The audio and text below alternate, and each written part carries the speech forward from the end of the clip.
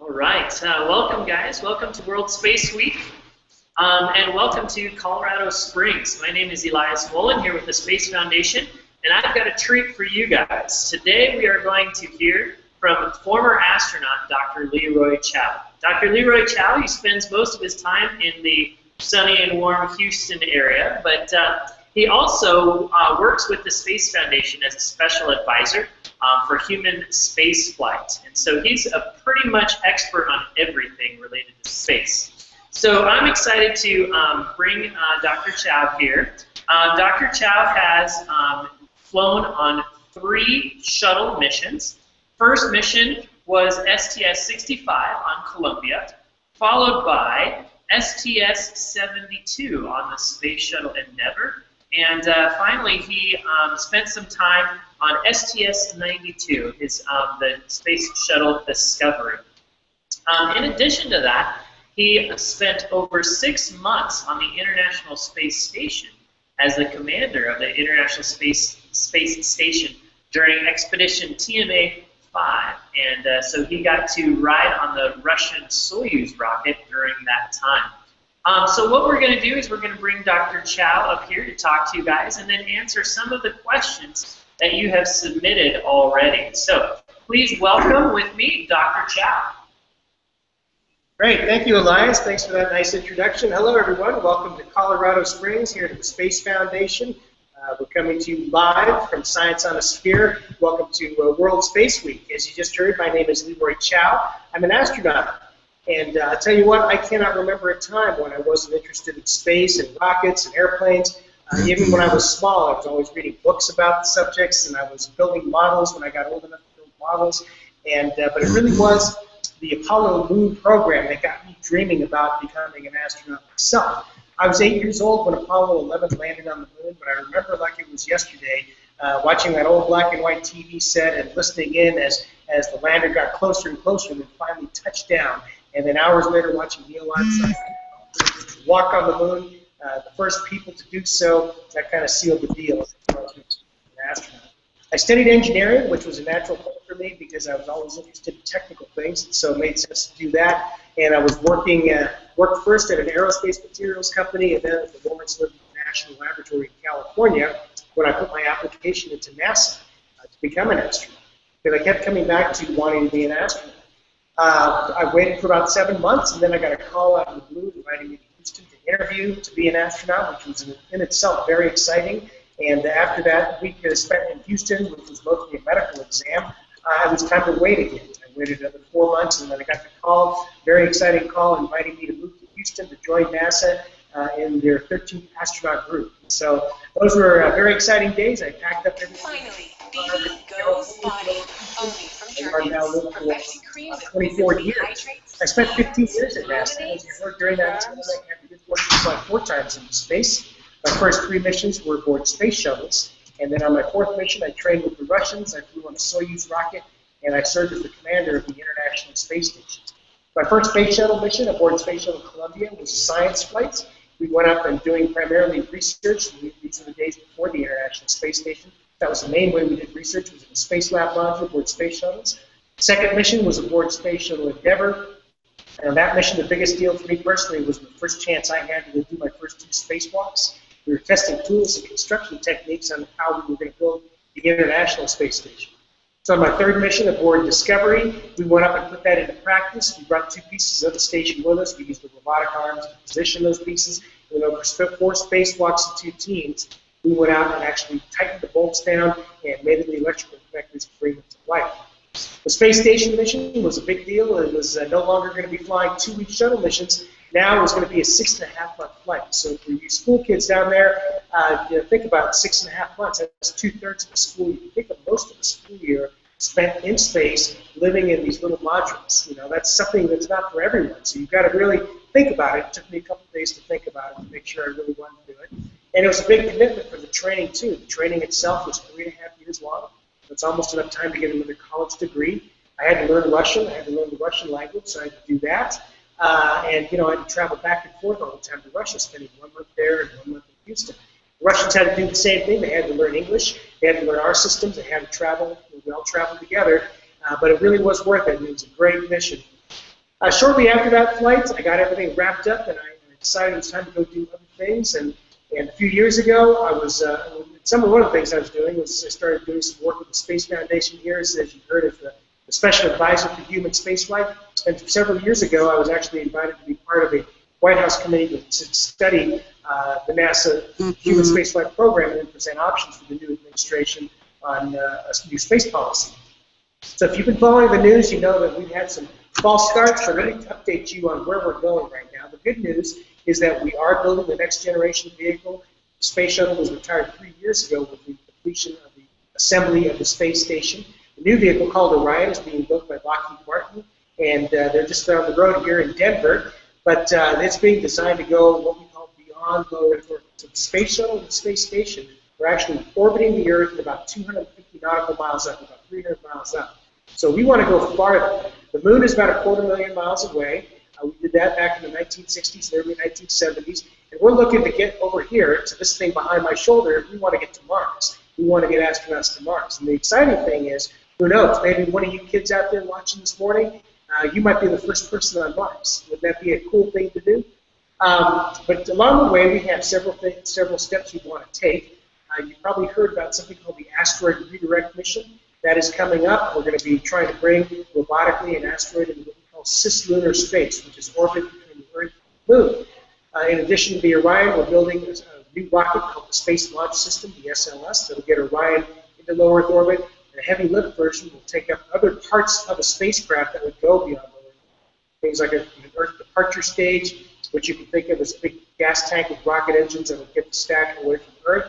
A lander, if we're going to go land somewhere. And so all that will be assembled in orbit so that we can go farther away. When you talk about going to Mars, just to give you an idea of how far away Mars is, we're talking about transit time from the planets are lined up of about 6 months each way, one way. So you're going at about 40,000 miles an hour, and it's going to take you 6 months to get there. So that gives you an idea of how far away Mars is. But that's really exciting, and we're looking at all kinds of different things we can do along the way. I personally think we need to go back to the moon, so that we can go, and we haven't landed on a planetary body with people since 1972, so we've got to go relearn how to do that. The moon is the perfect place to test everything. It's only 3 days away, and so if we have to get the crew back because there's some problem, it's pretty close. If you're going to Mars, and you have a problem going on, it's going to take you basically more than a year to get the crew back. So we want to make sure everything's working before we go off to Mars. I think the best use of time, I know you guys have asked some great questions, and Elias has them all written down. I think the best use of our time, remaining time, would be to answer some of those questions. Excellent, good. So I'm excited for this part because I love to ask questions and find out answers from our former astronaut here. The first question comes from Cora, who's a 3rd grader from Miss Ward's class in Fairbanks, Alaska. Great. She's asking, what is it like being in space? What's it like being in space? Well, the weirdest thing is floating, right? I mean, here on Earth, we're used to gravity. You can walk around, you put something on the table, it stays there. You can't do that in space, right? You yourself are floating. You have to use your fingertips to move around. You can't just put an object down because it will float away. That's why everything in space either has a piece of Velcro on it, so Velcro it to a wall, or we have to slip it behind like an elastic bungee, like a little rubber band, to kind of keep it in place. But even so, if somebody goes by and bumps into it and knocks it loose, it'll come loose and you can get lost. And so that's the most frustrating thing in space, is losing things. But it's a pretty cool environment, and you get used to floating pretty quickly. Good. Very good question. Next question also comes from Miss Ward's classroom. Dallas is asking, what kinds of tools do you use when you are outside the ISS on your mission? Well, we use tools that you might expect to use here on Earth. So we use socket wrenches for tightening bolts. We have a version of pliers, screwdrivers, things like that. And we have some specialty tools, too, to remove certain things or to mount certain things. But we have to design them to be operated by an astronaut who's floating outside. You can't just use gravity and kind of use your weight to kind of break a bolt loose or something like that. So we have power tools. We have to place handrails where we can hold the handrail and react against something like a bolt. And so you have to think through how you design these tools. And so they're kind of tools that are a little bit familiar to what you're used to on the ground, but you have to kind of think of operating in 0G to make them a little bit more special. Are you ever worried about a tool floating away? Right. So you don't want to lose a tool for many reasons. Number one, they're expensive. Number two, if you lose a tool, it could come back around the next orbit and hit you. You don't want that to happen. So you always have things tethered. There's always a line attached to every tool. And then that's another thing. You got to make sure you don't get these lines all tangled up. So it's very important to stay tidy and keep everything organized. Good question. All right, Gabriel, also from Miss Ward's class, would like to ask you, when you were outside the ISS, how much oxygen did you use in your astronaut suit in order to complete your mission? Right, so everything in space, like oxygen or water, we have to bring with us. And so in the suit, you bring enough oxygen to last, on average, probably close to 8 hours. So we've planned for spacewalks for about 6.5 hours. Of course, everyone uses oxygen at a different rate. And so we planned for about 6.5 hours. We have enough oxygen probably to go around 8 hours, or maybe even longer. Good. Well, we have a question from Miss Ritt's 5th grade class. Emma would like to know, do you know how far away, how many light years the nearest exoplanet is from the Earth? Well, the nearest exoplanet that has been discovered so far, I believe, is right around 15 light years away. Is really far. A light year is how the distance that a beam of light would travel in 1 year. So you imagine a flashlight, you turn a flashlight on, it instantly seems to light up the opposite wall. Now, so imagine that beam of light traveling for an entire year, that's a light year. So 14 of those, or 15 of those, is the closest exoplanet that has been discovered so far. So we probably don't have a spaceship to go there yet. No, we can't travel anywhere close to the speed of light. So, you know, the speed of light is 186,000 miles every second. And so in low Earth orbit, we're traveling at 17,500 miles an hour. And as I mentioned, going to Mars would probably be about 40,000 miles an hour. So that's a lot slower than 186,000 miles every second. All right. Also from Miss Ritt's class, Mikey would like to know, how has technology improved or advanced over the years for NASA? And as kind of a personal question, how has that technology affected us here on the Earth? Sure. Well, the space program has always been a driver for technology development. During the Apollo days, we were trying to get things as small as possible, as lightweight as possible. So computers, you know, they were the size of buildings back then, and we had to get them small enough to fit in spacecraft. Materials, we were working on advanced materials that were strong, but they're lightweight. And so all these things came out of the space program. But what's interesting is that when you talk about things we actually fly in space, they are by definition not cutting edge. They're not the latest thing if it's part of a critical system, because we have to make sure it works. So whatever we send up into space as part of a critical system has to be tested thoroughly. That means by definition it's not the latest and greatest. Now we do have some things on board that are the latest technologies. Things like the laptop computers that are not part of the critical system are some of the newer ones. But so NASA does work on technology development. It certainly helps drive technology, but the things that we're actually flying are usually a few years behind. Good. And finally, Keith and Ben from Miss Ritt's class would like to know, what do you think will modern spaceships, or the so-called space planes, look like, and how will they be used? You know, it's an interesting. We developed the space shuttle. It has wings. It had wings on it. It would take off like a rocket, turn into an orbiting laboratory, an orbiting construction platform, and then turn it into an airplane, come back down and land on a runway. Now, for many reasons, we kind of went away from that. The Orion is a capsule. The spacecraft being developed commercially by SpaceX and Boeing are also capsules. So in a way, we're taking a little bit of a step back and going back to parachute technology. And I, for one, would like to see a new generation space plane, because if you're really going to be reusable, you want a soft landing. Even under a parachute, you're still coming down pretty fast. Okay, so unless you have some kind of elaborate braking system, you're still going to hit pretty hard. Now, in the future, I would imagine taxis, if we ever get to the point of what we call taxis into space, I think will be space planes, because as I mentioned, to be reusable, they pretty much have to land softly. But vehicles that go beyond low Earth orbit, that explore beyond, they're not going to be space planes, because you don't need wings, right? You don't need wings to go through deep space to get to, for example, Mars. Interesting thought. And along those lines, Miss Kawamura's class would like to ask you, do you think we will ever be able to turn gravity on and off on things like the International Space Station or these space planes? Well, we can create artificial gravity in space by spinning things, right? By rotating. And so that would be the way to do an artificial gravity environment. But we don't really understand enough about the fundamentals of gravity to be able to create any devices that can turn it on or off. And so that you know, if something like that, I'm never going to say never, but not for a long time are we going to be able to do make some kind of a gravity machine. Good answer. Now, Mrs. Karamura's class also would like to ask you, what was your most memorable experience, either in training or out in space? Well, my most memorable experience in space was during a spacewalk on my third mission. I was helping to build the International Space Station, and during that spacewalk, part of it I had my boots locked into the robotic arm, and I was being moved from one part of the station to another, and during several minutes of that transit, I could not see either the space shuttle or the space station out of my peripheral vision, and I was looking straight down at the Earth. And it was really cool because I could watch the clouds and the continents roll by, and I felt like I was a satellite flying over the Earth. And that was probably the coolest few moments. Good. Miss Coco's class at Westmore in, I believe, Illinois, would like to ask, what is it like with no gravity? Well, you quickly get used to the idea of not having gravity. It sounds weird, but you know, it's weird to be floating. It's weird to have everything floating around you. But you adapt pretty quickly. So within a day or two, it kind of became kind of normal. I mean, it was still cool. It was still neat, and you're still learning. But you got used to the idea that you could just use your fingertips to move around. So it's a pretty neat feeling. Good. How long does it take to get to space?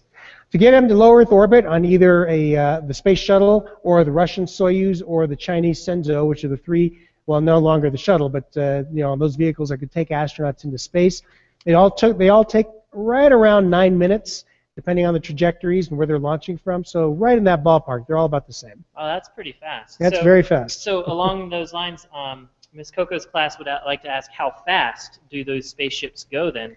Yeah, when you're in low Earth orbit, you're traveling at 17,500 miles an hour, so that's almost 5 miles every second. So that's pretty darn fast. Wow. So going up to that speed in only 9 minutes. Right. That must. What does it feel like to get launched to go that fast?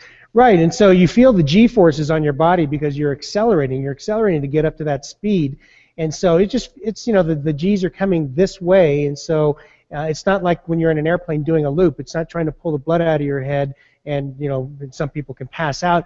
It's more like feels like somebody's pushing down on your chest, and so it takes a little bit of extra effort to breathe, but it's really not really uncomfortable or anything. It's okay. Okay, interesting.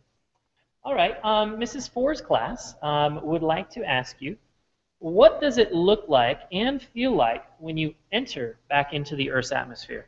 Right, so when you come down in the spacecraft, whether it was a shuttle or a Soyuz capsule, it's really not like the movies. It's not as violent and shaking and all this noise and all this G-force. It's really not like that. You just kind of gently slip into the atmosphere. You can see the plasma glow start as the air friction starts slowing the vehicle down, and the heat shield starts heating up and getting up to about 3,000 degrees Fahrenheit. You can feel a little bit of vibration during certain parts of the entry, but it's not like the movies. And you can feel the G-forces. The G-forces do come on, and you can get up to 5 Gs on a capsule coming back, or in certain situations you can get up to 7 or 8 Gs. But again, it's not for a long time. It kind of goes up and then it comes back down. And so you can, it feels again like someone's sitting on your chest, and it takes a little extra effort to breathe for that period of time, but it's not that bad. Good question. All right, so from Mrs. Ford's 5th grade class, how long were you in space, and is it hard for your body to adjust being in space and then coming back to the Earth? Right, so space shuttle missions used to be 1 or 2 weeks in duration, but even that was long enough for your body to kind of adjust to pretty well to zero gravity, so that when you come back, you have to readjust to gravity. Now, when you go up to space station for 6 months or longer, then your body really gets used to 0 G, and so you have to readapt when you come back. So in each case, going up and coming down, it takes probably several weeks for you to kind of get used to it again. For me, especially coming back, it took me, I feel more dizzy when I come back than when I go up, and it seems to take me a little bit longer to adjust coming back. Going up, I adjust very quickly. Within a day or so, I feel great, and I'm ready to, actually I can go right to work when I get there. When I come back, it takes me a few days to kind of get my legs back around me. Final question from Miss Ford's class. Have you discovered anything new in space, and what have you discovered? Well, I personally did a lot of experiments in space for the scientists on the ground. They've made some advances in those areas, but there's been no I didn't personally participate in any big breakthrough discovery, if you will. So, you know, one of the neatest experiments I did was a more practical one. It wasn't a scientific breakthrough, but we developed something called telemedicine. We helped develop it using an ultrasound machine.